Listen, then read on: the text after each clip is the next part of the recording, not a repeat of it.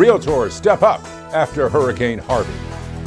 Congress needs to hear your voice on flood insurance and how you can fight back against cyber scams. These stories and more on The Voice for Real Estate. Hi, I'm Stephen Gasquet with the National Association of Realtors. The news from the Gulf Coast is heartbreaking. Casualties mounting, tens of thousands of families displaced, homes and businesses ruined. Houston and other areas were hit by up to 5 feet of rain. And now, an epic rebuilding begins, a project that is expected to take many years. But there are heartwarming stories too, as neighbors help neighbors and strangers help strangers. Realtors stepped up, as they always do.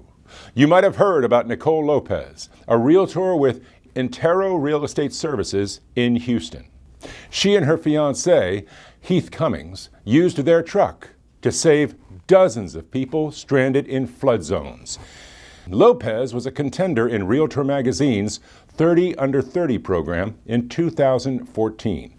But hers is just one act of heroism. If you know of others, let us know. These acts of bravery often define realtors during times of tragedy. And all of us here at NAR are so proud of our members. Realtors are also opening their wallets. Thousands of realtors have donated to the Realtors Relief Foundation to help others who are facing a long road to get back on their feet. You can donate to the foundation at nar.realtor/RRF. 100% of the funds you donate go to disaster assistance. Meanwhile, the business of Washington continues, and one of NAR's priorities is renewal of federal flood insurance. It expires at the end of September. Go right now to the Realtor Action Center to send a letter to your member of Congress. It only takes a few clicks. Now is the time for you to help make a difference on a program that is so important. Tens of thousands of transactions every month in all states depend on flood insurance to close.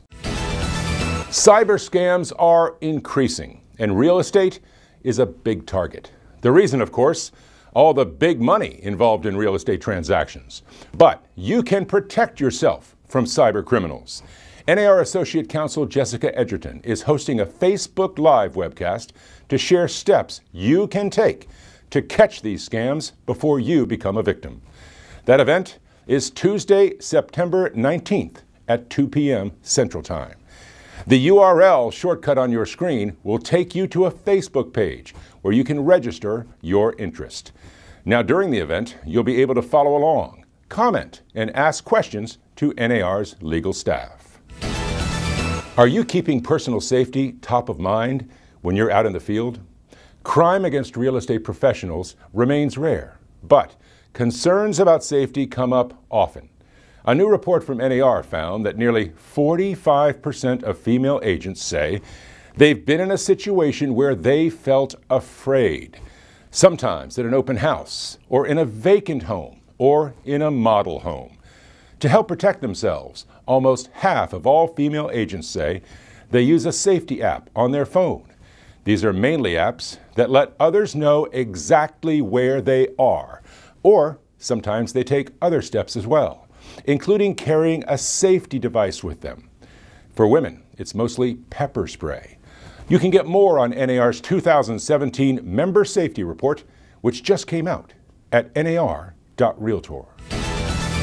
Home sales in July slipped 1.3%, even though there's been no weakening of buyer demand. Interest rates remain low, and job growth is solid.